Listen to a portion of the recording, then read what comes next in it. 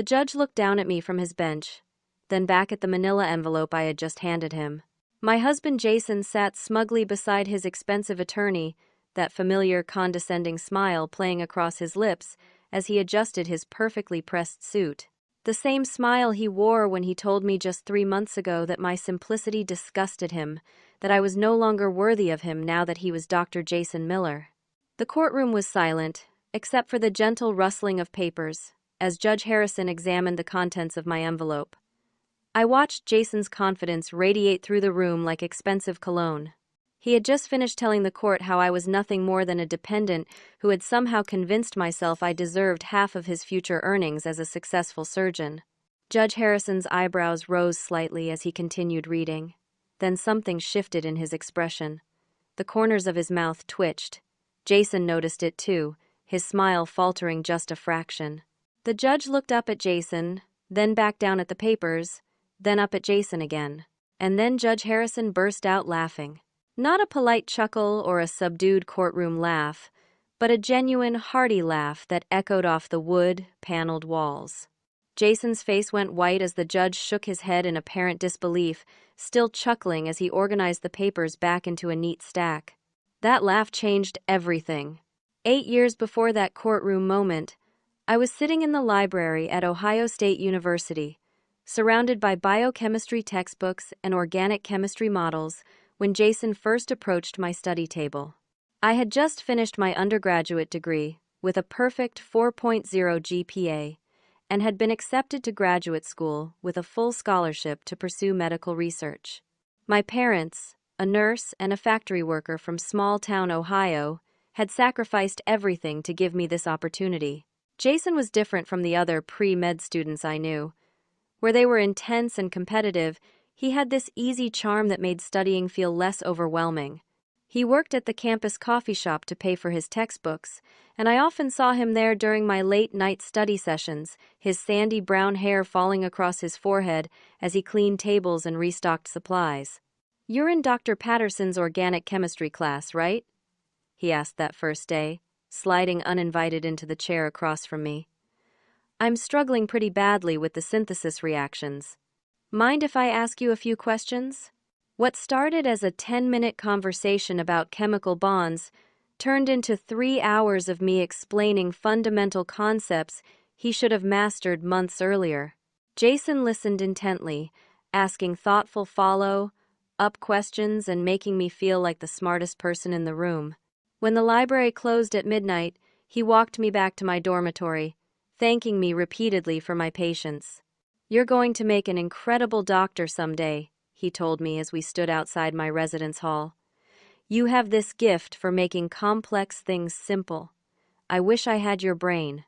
That comment should have been my first warning sign, but at 21, I was flattered by his attention and moved by what seemed like genuine vulnerability about his academic struggles. Over the following weeks, Jason began joining my study sessions regularly. He brought coffee and snacks, always insisting on paying despite his obvious financial constraints. He told me about his family in Connecticut, wealthy parents who had cut him off financially after he failed organic chemistry the first time. He spoke passionately about wanting to become a doctor to help people, to prove to his family that he could succeed without their money. "My dad always said I was too soft for medicine," Jason confided one evening as we worked through amino acid structures. "He thinks I don't have what it takes to handle the pressure. But I know I can do this, Harmony. I just need to find my footing." I found myself genuinely caring about his success. When he failed his midterm exam, I spent an entire weekend creating detailed study guides and visual aids to help him understand the material. When he struggled with laboratory work, I stayed after class to help him practice techniques until he felt confident. "You're saving my medical career," he said after receiving a B+ on his retake exam. "I don't know how to thank you." But Jason found a way to thank me. On the night he received his MCAT scores, which had improved dramatically after months of my intensive tutoring, he took me to dinner at the nicest restaurant within walking distance of campus. As we shared dessert, he pulled out a simple silver ring and proposed. "I know it's not much," he said, his voice trembling with what seemed like genuine emotion. But I want to build a life with you, Harmony. We can both pursue our dreams together. You're going to be an amazing researcher, and I'm going to be the best doctor I can be, and we'll support each other through everything. I said yes, without hesitation.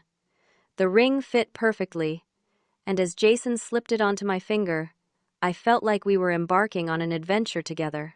Two young people from different backgrounds, united by our shared commitment to science and healing. 3 weeks later, I made the decision that would change the trajectory of my entire life. When Jason was accepted to Pennsylvania Medical College, a respectable, mid-tier medical school, he couldn't afford the tuition and living expenses. His parents maintained their financial boycott, and his student loans weren't sufficient to cover everything. I can defer for a year and work to save money, he told me, though I could see the disappointment crushing him. Or maybe I can find a less expensive school. That's when I made my choice. I called the graduate admissions office at Ohio State and declined my full scholarship. Instead of pursuing my own medical research dreams, I would work to support Jason through medical school. We would be partners in building his career, and when he graduated, we would both benefit from the investment. Are you sure about this? Jason asked when I told him my decision. It's a huge sacrifice, Harmony. It's not a sacrifice, I assured him. It's an investment in our future together. Looking back now, I can see how easily Jason accepted my decision. There was no insistence that I reconsider, no suggestion that we find another way. Just relief and gratitude that his problem was solved. But at the time, I interpreted his response as trust in our partnership and excitement about our shared future. Within a month, we had moved to a tiny apartment near his medical school in Pennsylvania. I found work as a lab technician at the local hospital, a position that paid reasonably well despite being far below my qualifications. Jason threw himself into his studies with the dedication I had hoped to see, and I convinced myself we were building something beautiful together. This is going to be worth it, Jason would tell me on the nights when I came home exhausted from work to find him surrounded by textbooks. In 4 years, I'll be Dr. Miller, and we'll have the life we've always dreamed of. I believed him completely. Why wouldn't I? We were young, in love, and working toward a goal that would benefit us both. I had no way of knowing that Jason's definition of us was already beginning to shift, or that my value to him was becoming increasingly tied to what I could provide rather than who I was as a person. But those realizations were still years away. For now, I was content to work long days at the hospital lab and spend my evenings helping Jason master the intricacies of human anatomy and physiology, never suspecting that I was slowly but surely writing myself out of the very future I was working so hard to secure.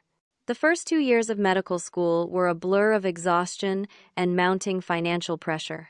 My job at the hospital lab required me to be there by 6 in the morning, processing blood work and running diagnostic tests until 3 in the afternoon. The work itself wasn't difficult, but the pace was relentless, and I found myself staying late most days to help with overflow from the emergency department. Jason's schedule was equally demanding, but in a completely different way. While I was handling bodily fluids and operating complex laboratory equipment, he was attending lectures, studying in the medical school library, and participating in study groups with his classmates.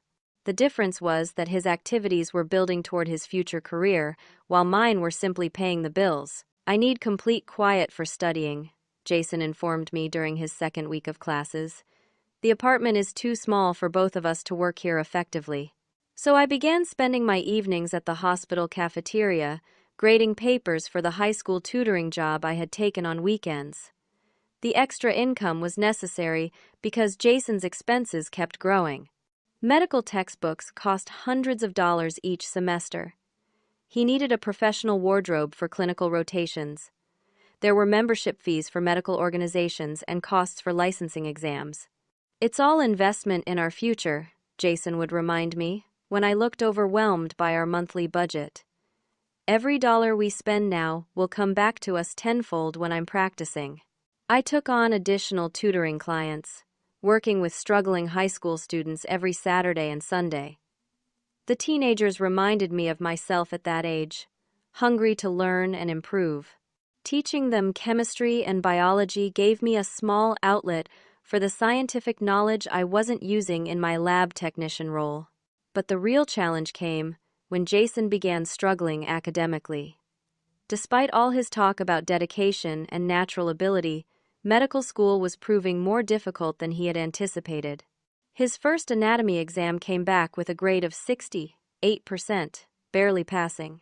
"The professor is terrible," Jason complained, throwing the exam on our tiny kitchen table. "He doesn't explain things clearly, and the questions are nothing like what he covered in lectures."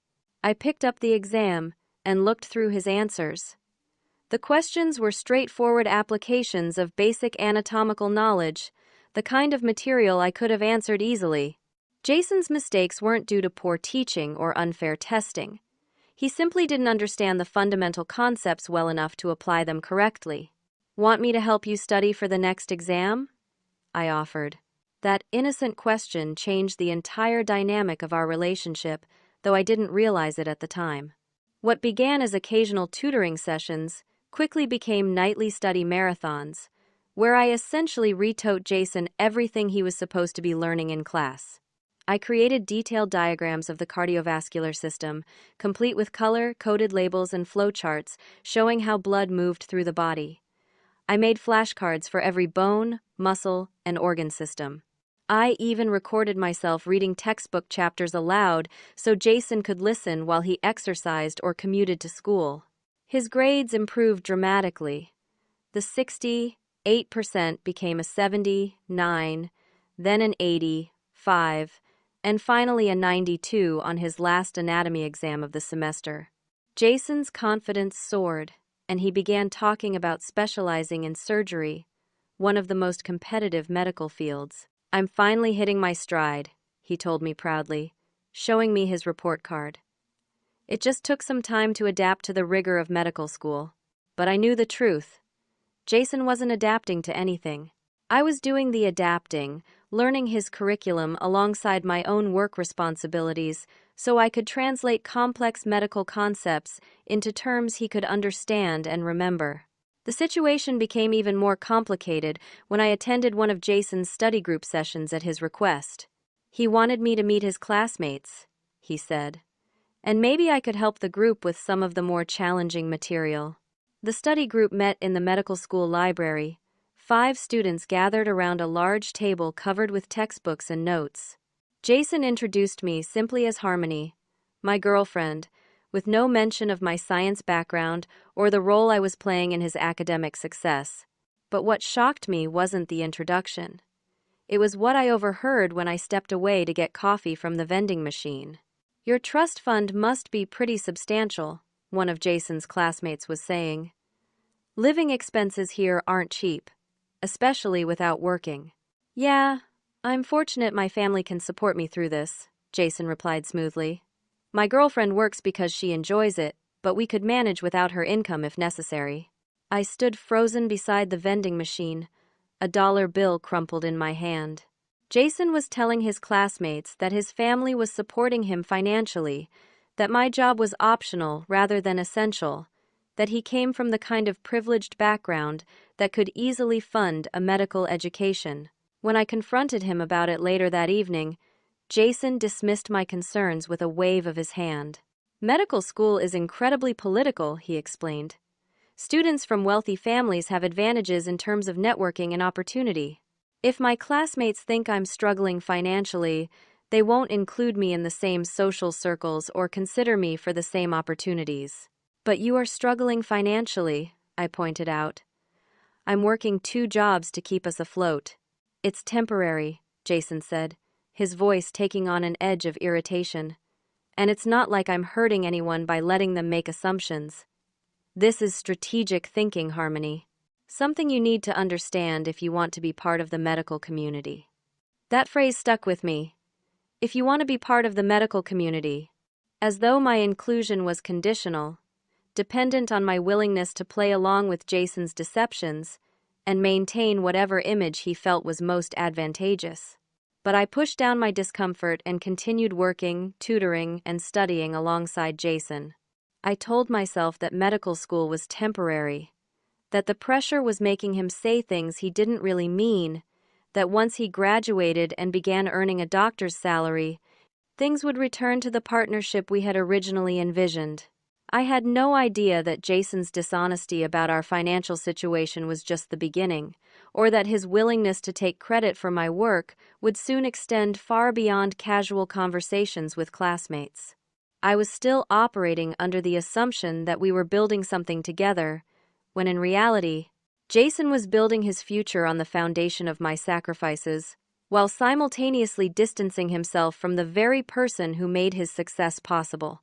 The warning signs were all there, but I was too tired, too stressed, and too invested in our shared dream to recognize them for what they were. By Jason's third year of medical school, the academic demands had intensified significantly, and so had his dependence on my help. What had started as tutoring sessions for specific subjects had evolved into something far more extensive and troubling, though I was still too deep in the situation to see it clearly.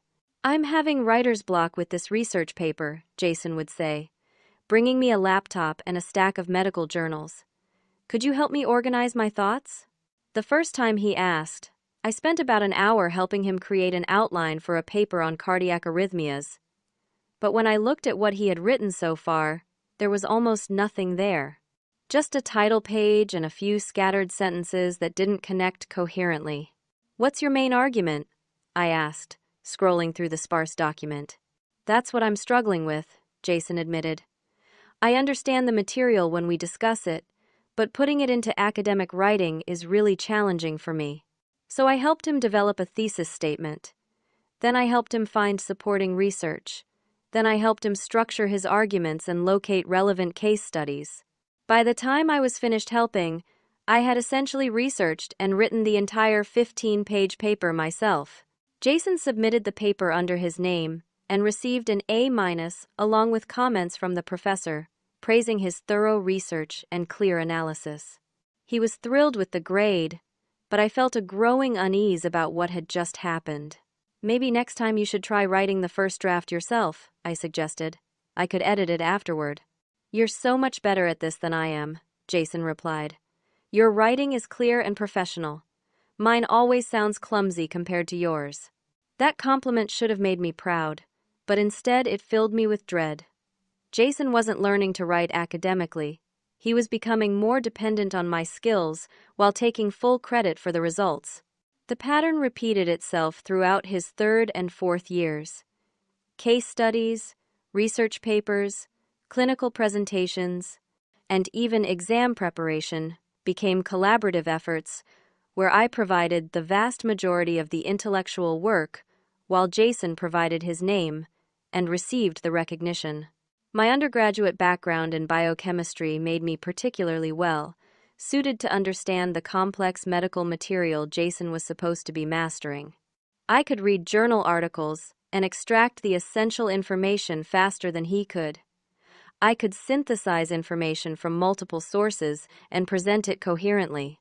I could even help him practice clinical procedures by reading him step-by-step instructions and quizzing him on proper techniques. But this academic success came at an enormous personal cost. I was now working 3 jobs: my full-time position at the hospital lab, weekend tutoring sessions, and a night cleaning job at a nearby office building.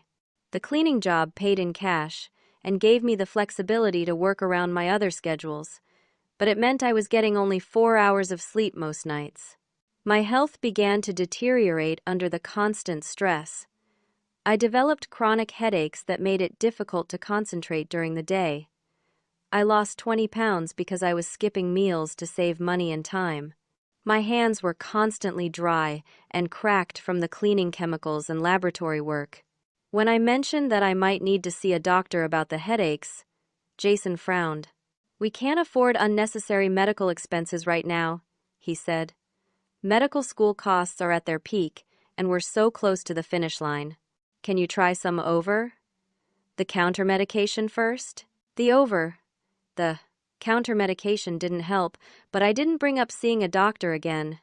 Jason was right about our finances being stretched to the breaking point. I had taken out personal loans totaling over $60,000 to cover his living expenses and educational costs that weren't covered by his student loans. Meanwhile, Jason's social life at medical school was flourishing. He attended conferences, networking events, and study abroad programs that enhanced his resume and expanded his professional connections. He was building relationships with professors and establishing himself as a promising future physician, but I was rarely included in these activities. When I asked about attending a medical school social event with him, Jason would suggest that I probably wouldn't enjoy it. It's mostly shop talk about clinical rotations and residency applications, he would explain.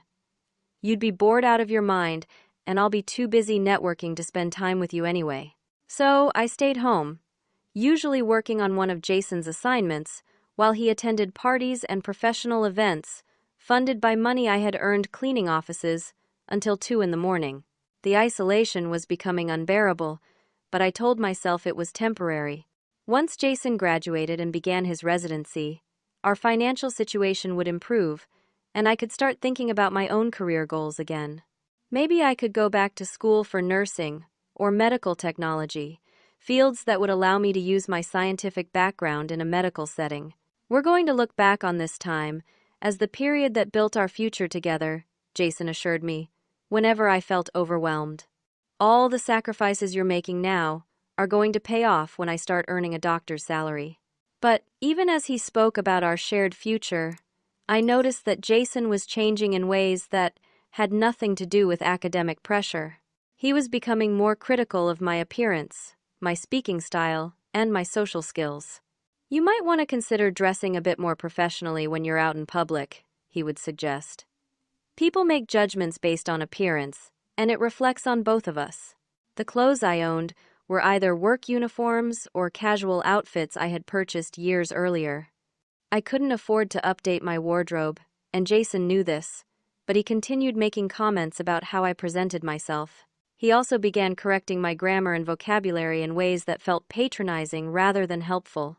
The word you're looking for is prevalent, not common, he would interrupt when I was speaking. Medical terminology is more precise than everyday language. These corrections happened even in private conversations about non-medical topics, as though Jason was gradually training me to speak differently to meet his evolving standards. The most troubling change was his increasing willingness to criticize my family and background. My parents called regularly to check on us, and they sent small care packages with homemade cookies and practical items like warm socks and herbal tea. Your family means well, Jason would say after these conversations, but they don't really understand the demands of medical training. Their advice isn't relevant to our situation. When my father suggested that I should consider taking care of my own health and, well, being, Jason dismissed it as simple thinking from simple people. That phrase haunted me. Simple people. Jason was talking about my parents, who had worked multiple jobs to put me through college, who had taught me the value of education and hard work, who loved me unconditionally. But in Jason's evolving worldview, they were becoming obstacles to his professional image, rather than family members worthy of respect. I should have recognized these comments as warning signs that Jason was developing a sense of superiority that extended beyond academic achievement. He wasn't just becoming a doctor, he was becoming someone who looked down on people without medical degrees, including the woman who was making his medical degree possible. But I was so exhausted, so financially invested, and so committed to our supposed partnership that I convinced myself these changes were temporary. Medical school was stressful. Jason was under enormous pressure. Once he graduated, he would return to the kind, appreciative man I had fallen in love with. I couldn't have been more wrong. During Jason's final 2 years of medical school, his transformation from the struggling student I had fallen in love with into someone I barely recognized became impossible to ignore. The changes weren't just about increased confidence or professional growth. Jason was systematically reinventing himself, and that reinvention required erasing any connection to his actual circumstances and the person who had made his success possible. He began speaking differently, adopting the clipped, authoritative tone he heard from attending physicians during his clinical rotations. He purchased expensive clothes that he charged to credit cards I was paying off, explaining that professional appearance was essential for securing a competitive residency position. "Image matters in medicine," he told me, when I questioned the cost of a $500 suit. "Patients and colleagues need to see me as competent and successful." The irony was painful. Jason was spending money we didn't have to project an image of success, while I worked 3 jobs to keep us financially afloat. But he seemed genuinely convinced that these purchases were investments rather than luxuries we couldn't afford.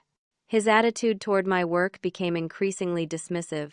When I came home exhausted from cleaning offices until 3 in the morning, Jason would complain that my fatigue was affecting my ability to help him with his studies. "I have a major presentation tomorrow about infectious diseases," he would say, ignoring the fact that I had just worked a 16-hour day. "I really need your help organizing the research and creating visual aids." These presentations had become elaborate productions that showcased Jason's supposedly exceptional abilities. In reality, I was researching the medical literature, synthesizing complex information, and creating professional, quality slides, while Jason focused on practicing his delivery and networking with professors. But the most devastating change was Jason's relationship with Madison Pierce, a fellow medical student from a prominent medical family. Madison's father was a renowned cardiologist, her mother was a hospital administrator, and her grandfather had founded one of the most prestigious medical practices in the region. Jason claimed Madison was just a study partner, but I began finding romantic text messages on his phone when he asked me to check his schedule or respond to emails. The messages were flirtatious and intimate, suggesting a relationship that had progressed far beyond academic collaboration. "You're being paranoid," Jason accused when I confronted him about the messages. "Madison and I work closely together on clinical rotations. We have to communicate regularly about patient cases and medical procedures." But the messages I saw had nothing to do with patient care. They were planning dinner dates, sharing inside jokes, and expressing romantic feelings for each other. When I pressed Jason for honesty about their relationship, he became angry and defensive. "Your jealousy is becoming a real problem," he said. "Medical school requires close working relationships with classmates. If you can't handle that, maybe you need to examine your own insecurities." The gaslighting was masterful. Jason made me question my own perceptions while simultaneously conducting an emotional affair with someone who represented everything I wasn't: wealthy, connected, professionally ambitious, and accepted in the medical community without question. Meanwhile, the academic fraud was reaching new levels of sophistication. Jason's clinical rotations required detailed case presentations where students demonstrated their diagnostic thinking and treatment planning. These presentations were crucial for residency applications, and Jason's were consistently rated as exceptional. What his supervisors didn't know was that I was staying up all night researching rare conditions, reading medical journals to find innovative treatment approaches, and helping Jason practice his presentations until he could deliver them flawlessly. "Your girlfriend is incredibly supportive," one of Jason's professors commented when I briefly met him at a medical school event.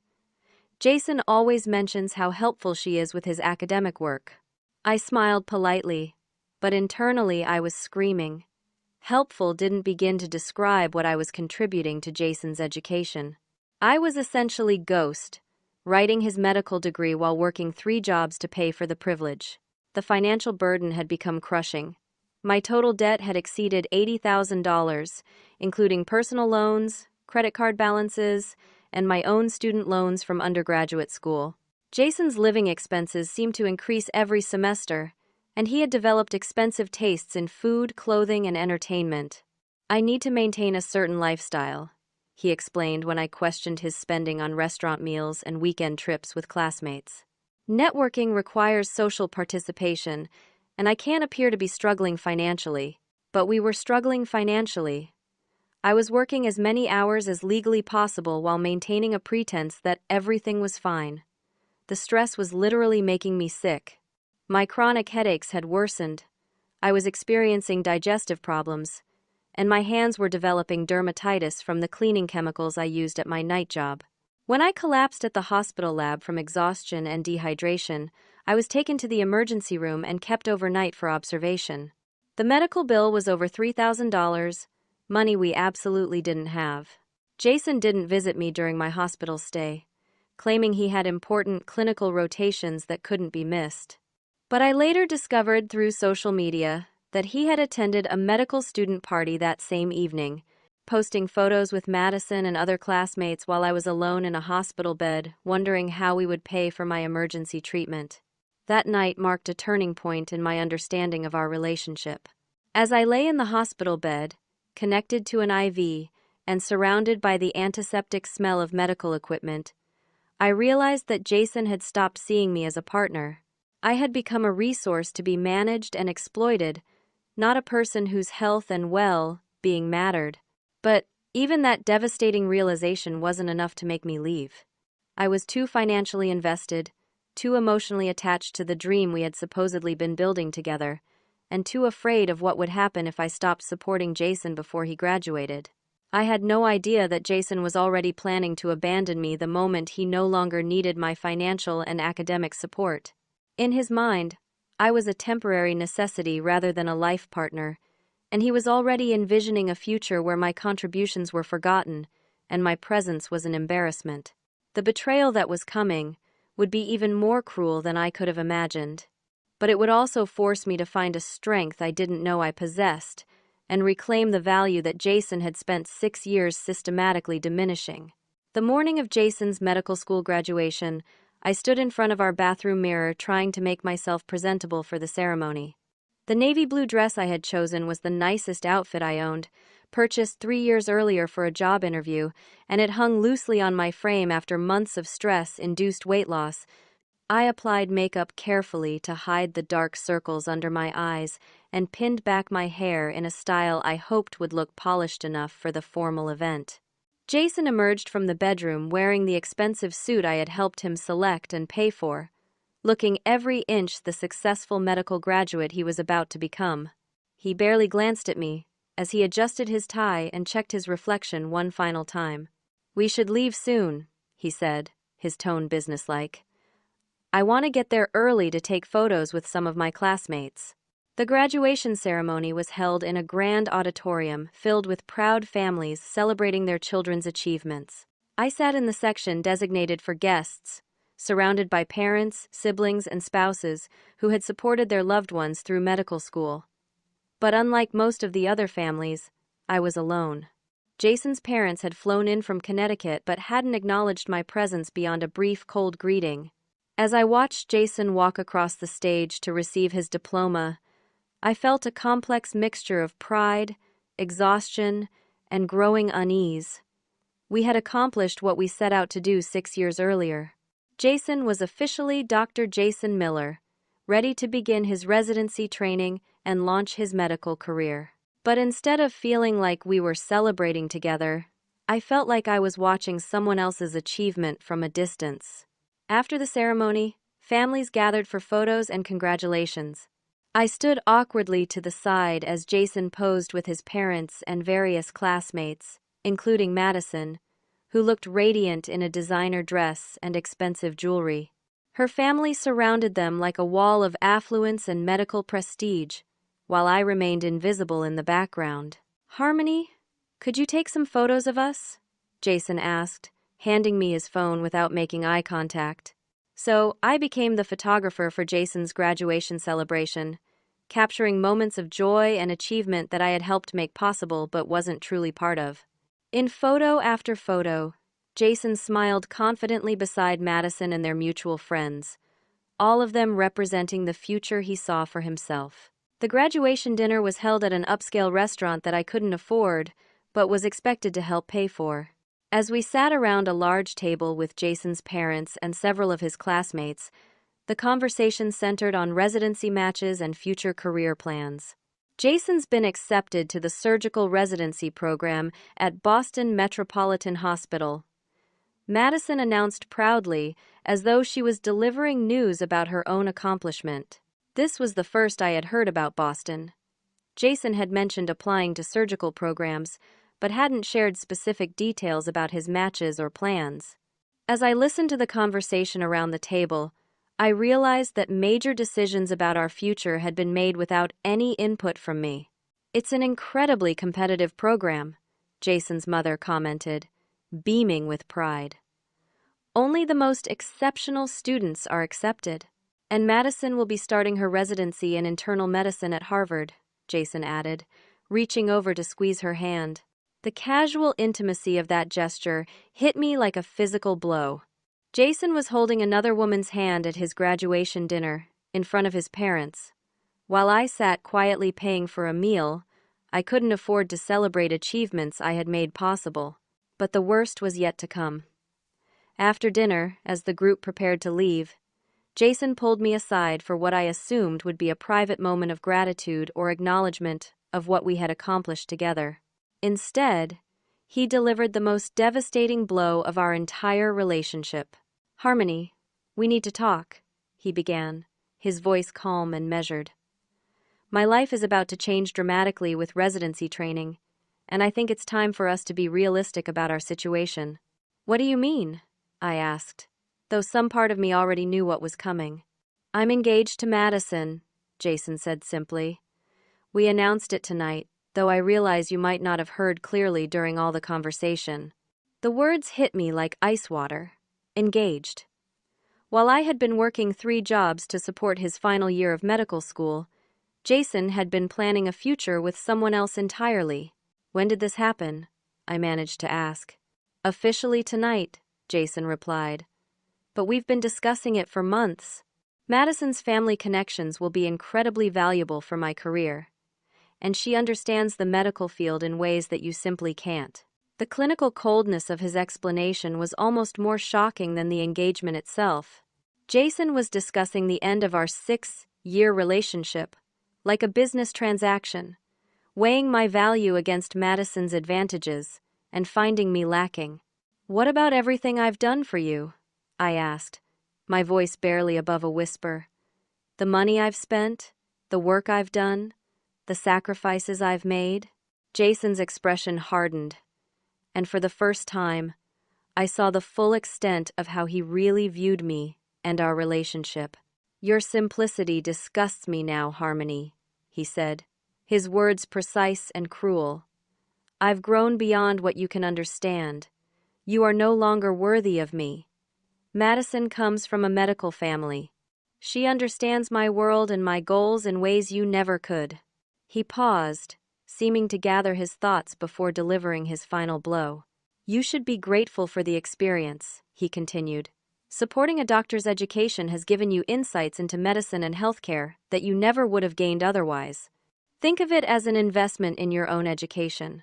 The casual dismissal of 6 years of my life, the reduction of my enormous sacrifices to a learning experience, the suggestion that I should be grateful for the privilege of funding his betrayal was so breathtakingly cruel that I couldn't immediately respond. "I'm moving out tomorrow," Jason added. "I'll be staying with Madison until we can find our own place in Boston. I expect you to handle the remaining debts from medical school, since the education was an investment in both our futures, and you'll benefit from the knowledge you gained helping me study." With that, he walked away to rejoin Madison in their celebration, leaving me standing alone in the restaurant parking lot, reeling from the complete destruction of everything I had believed about our relationship and our future together. As I drove home to our tiny apartment for the last time as Jason's partner, the full scope of my situation began to sink in. I was $85,000 in debt. I had no savings, no advanced degree, and no prospects for career advancement. I had spent 6 years building someone else's dream while neglecting my own aspirations and, well, being. But most devastating of all, I was realizing that the person I had loved and supported had never really existed. The Jason the first fell in love with, the one who promised we would build a future together, had been replaced by someone who could dismiss my contributions and end our relationship without a trace of guilt or gratitude. That night, alone in our apartment surrounded by Jason's belongings and the remnants of our shared life, I began planning what would become the most important decision I would ever make. The morning after Jason moved out to begin his new life with Madison, I woke up in our empty apartment feeling like I was seeing clearly for the first time in years. The silence was both devastating and liberating. Without Jason's constant demands for help with his studies, his criticisms of my appearance and background, and his dismissive attitude toward my contributions, I could finally think about my situation without the emotional manipulation that had clouded my judgment for so long. My first call was to a lawyer. I had found attorney Sarah Thompson through online research, a solo practitioner who specialized in family law and offered free initial consultations. Her office was small and unpretentious, exactly what I needed given my financial constraints. "I've never seen a case quite like this," Attorney Thompson said after I had explained the full scope of my relationship with Jason and his recent abandonment. "The financial exploitation is clear, but proving academic fraud and intellectual property theft will be more challenging." She was honest about my limited legal options regarding the debt Jason was leaving me with, but she encouraged me to document everything I could remember about my contributions to his education. "Start gathering evidence," she advised. "Emails, text messages, financial records, anything that shows the extent of your support and his acknowledgement of your contributions. If he committed academic fraud or plagiarism, that could affect his medical license and give us leverage in divorce proceedings." That advice launched me into the most intensive investigation of my own life. I began systematically going through years of digital communication, financial records, and physical documents that Jason had left behind in his rush to start his new life with Madison. What I discovered was even more extensive than I had realized while living through it. Email chains where Jason explicitly thanked me for writing his papers and completing his research. Text messages where he asked me to finish assignments because he was too busy with social events. Audio recordings I had made to help him practice presentations, where my voice could be heard providing most of the medical content. But the most damning discovery came when I accessed Jason's laptop, which he had forgotten in his eagerness to move in with Madison. His academic files contained multiple documents with revision histories showing that I had written entire assignments from start to finish. The metadata didn't lie. Papers submitted under Jason's name had been created and edited entirely from my computer using my login credentials. Even more troubling, I found evidence that Jason had submitted several of his research papers to medical journals for publication. One paper about cardiovascular disease prevention, which I had researched and written entirely myself, was under review at a prominent medical journal. If published, it would significantly boost Jason's professional reputation and help him secure competitive fellowship opportunities after residency. The financial documentation was equally revealing.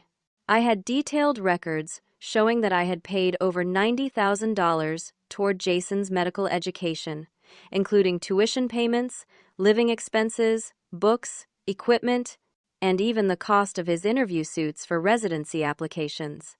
My own debt had ballooned to cover not just educational expenses, but Jason's lifestyle choices and social activities.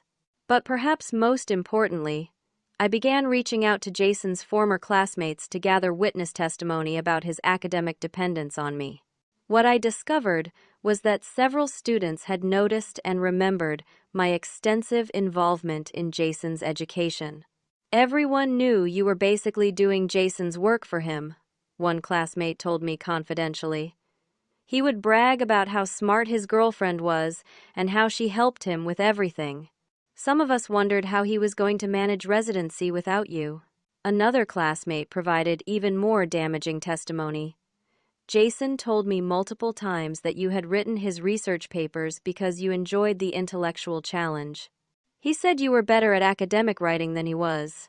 These statements, combined with the digital evidence, painted a clear picture of academic fraud that went far beyond what I had consciously realized while it was happening. Jason hadn't just been receiving help with his studies, he had been systematically taking credit for intellectual work that wasn't his own. Meanwhile, Jason was proceeding with divorce proceedings through an expensive law firm hired by Madison's family. Their strategy was to portray me as a dependent who had benefited from association with Jason's success and was now attempting to claim credit for achievements that weren't mine. The initial court filings described me as a laboratory technician who became financially dependent on the respondent during his medical training and now seeks to claim ownership of his professional accomplishments. They argued that any financial contributions I had made were gifts given freely in the context of a romantic relationship, and that Jason owed me nothing beyond what he chose to provide voluntarily. Most infuriatingly, Jason's legal team suggested that I should be grateful for the educational experience of supporting a medical student, and that any knowledge I had gained should be considered adequate compensation for my financial contributions. Reading those documents was almost as devastating as Jason's original betrayal. Not only was he denying the extent of my sacrifices, but he was actively working to rewrite our history in a way that made him the victim and me the opportunist. But I wasn't the same person who had quietly accepted Jason's dismissive treatment for 6 years. The evidence I was gathering told a different story, and I was determined to make sure that story was heard.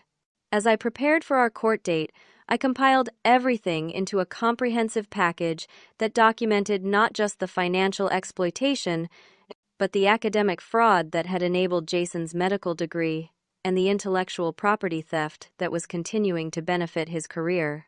The manila envelope I would eventually hand to Judge Harrison contained more than just evidence of a bitter divorce. It contained proof of systematic deception that could potentially affect Jason's medical license and future career prospects. But more than that, it represented my reclamation of my own value and intelligence after years of being dismissed and diminished. I was finally ready to tell the complete truth about what our relationship had really been, and I was prepared to face whatever consequences came from that truth. Jason had built his medical career on my foundation, but he was about to discover that foundations, once pulled away, can bring down everything built on top of them. Walking into that courtroom 3 months after Jason's graduation, I felt a strange sense of calm, despite the enormous stakes of what was about to happen.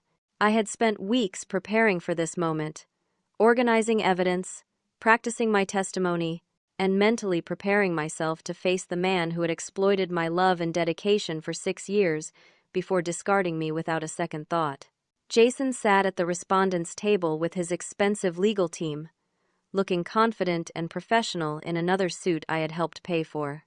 Madison was there for moral support, her presence clearly intended to show Jason's improved circumstances and successful integration into the medical community. They whispered together occasionally, and Jason's body language radiated the same arrogance he had displayed on graduation night.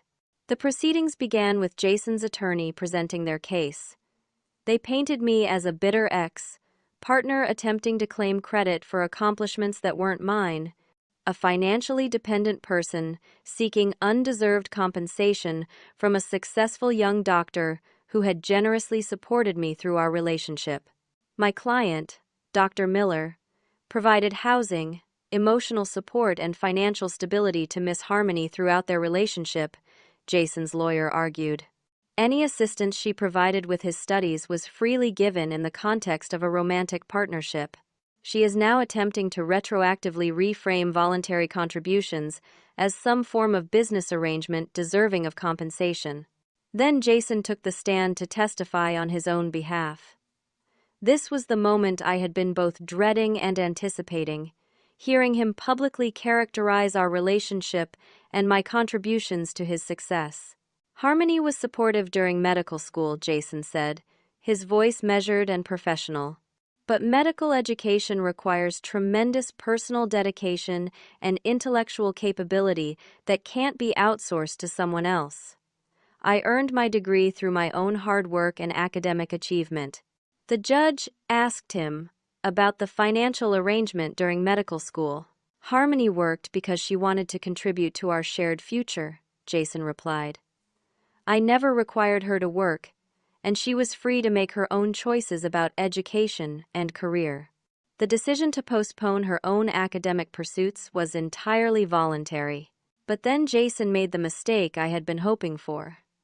When asked about the current state of our relationship, his arrogance took over. "I've moved on to a relationship with someone who better understands the medical profession," he said, glancing at Madison. Harmony's background and educational level made it difficult for her to comprehend the demands of medical practice. Her simplicity had become incompatible with my professional requirements. He paused, seeming to warm to his theme of superiority.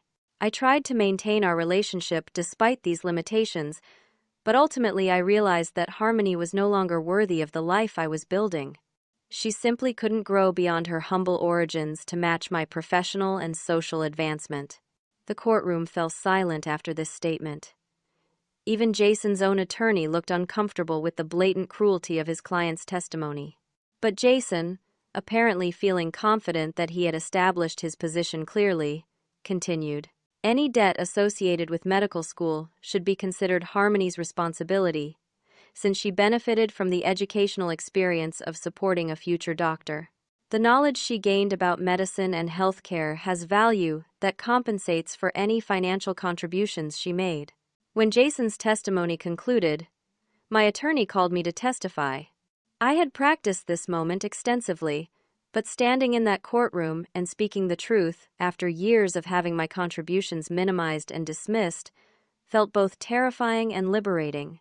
I spoke quietly but clearly about the extent of my financial sacrifices, working 3 jobs to fund Jason's education while he focused entirely on his studies.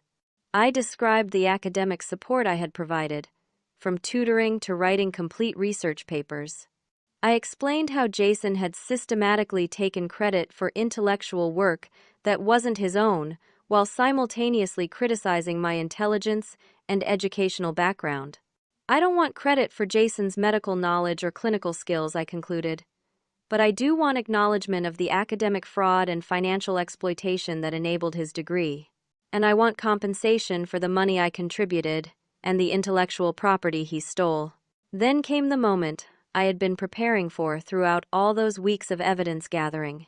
"Your Honor," my attorney said, "we have substantial documentation of the fraud and exploitation my client has described." That's when I stood up and walked toward the judge's bench, carrying the manila envelope that contained everything I had discovered about Jason's deception. Judge Harrison looked curious but unsurprised as I handed it to him. The envelope contained printed emails where Jason explicitly acknowledged that I had written his research papers, screenshots of text messages where he asked me to complete assignments because he was too busy with medical school social events, audio files where my voice could be heard providing the medical content for his presentations, financial records showing $90,000 in payments I had made toward his education, and most damning of all, metadata from Jason's own computer showing that I had created and edited multiple academic papers he had submitted under his name. Judge Harrison began reading through the evidence with an expression of growing interest and disbelief. The courtroom was completely silent, except for the sound of papers rustling as he examined each piece of documentation. As the judge read, I watched Jason's confident expression slowly transform into confusion, then concern, then barely contained panic as he realized what I had gathered. Madison looked between Jason and the judge's increasingly amused expression with growing alarm.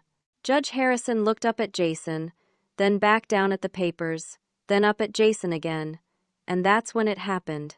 The judge began to laugh.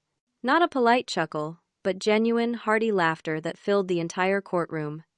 He shook his head in apparent disbelief as he organized the papers back into the envelope. "Dr. Miller," Judge Harrison said, when his laughter subsided, "in 25 years on the bench, I have never seen such a clear case of academic fraud combined with such breathtaking ingratitude." He held up one of the printed emails. "According to your own written acknowledgement, Miss Harmony wrote your senior research paper on cardiovascular disease, the paper that helped you secure your residency position. Is that correct?" Jason's face had gone completely white. "Your Honor, that's taken out of context. Harmony helped with research, but the intellectual content was mine. The metadata on this document shows it was created entirely on Miss Harmony's computer using her login credentials, the judge continued. Unless you're claiming she somehow stole your thoughts and typed them without your knowledge, this appears to be clear plagiarism. Judge Harrison continued reading excerpts from the evidence, each one more damaging than the last. Jason's own words, preserved in digital form, told the story of systematic academic fraud and financial exploitation that he could no longer deny or minimize. Furthermore, the judge said, you submitted this research paper to the Journal of Cardiovascular Medicine for publication under your name alone, despite having no legal right to claim authorship of Miss Harmony's intellectual work. The implications of that statement hit everyone in the courtroom simultaneously. If Jason had committed plagiarism in work submitted for publication, he could face disciplinary action from the medical board that could affect his license to practice medicine. Your Honor, Jason's attorney interjected desperately, my client was unaware that his academic collaborations might constitute fraud. He believed he was receiving legitimate educational support. Judge Harrison looked at the attorney with the same amused disbelief he had directed at Jason. Legitimate educational support doesn't typically involve one person completing assignments for another person to submit under their own name, the judge replied. And it certainly doesn't involve taking credit for someone else's original research. The judge then turned his attention to the financial evidence, reviewing the documentation of my $90,000 in contributions to Jason's education. Dr. Miller, he said, you testified that Miss Harmony was free to make her own educational choices and that her financial contributions were voluntary gifts. Is that still your position? Jason tried to maintain his composure, but his voice was shaky as he replied, yes, Your Honor.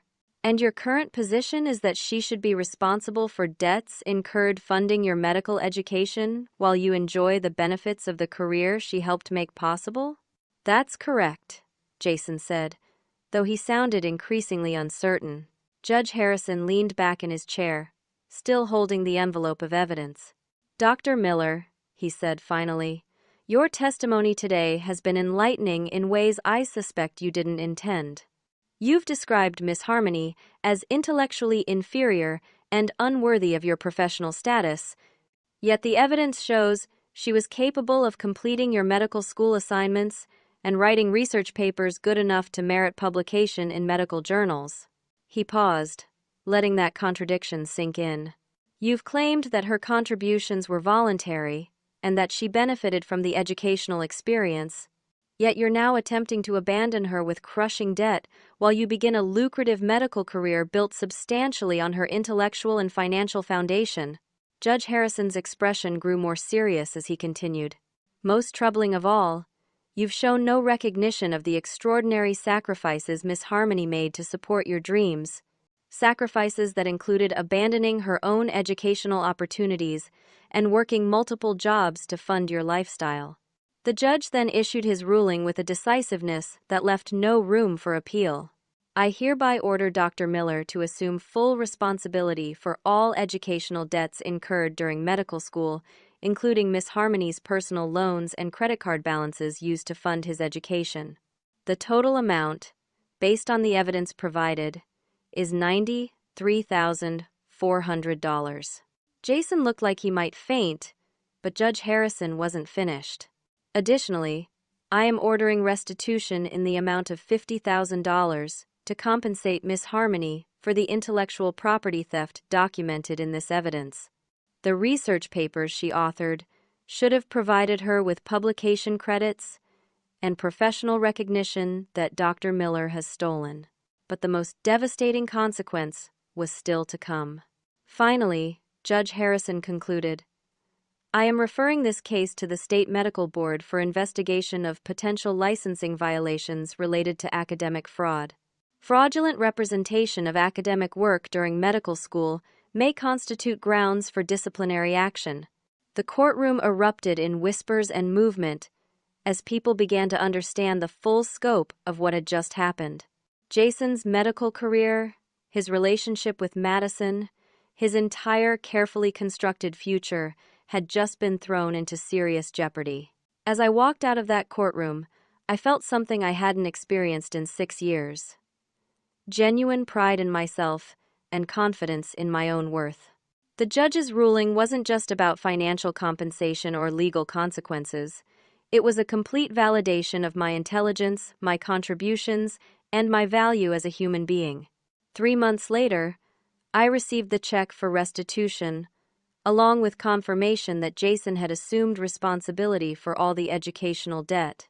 The medical board investigation was ongoing, but Jason's residency program had already placed him on probation pending the outcome.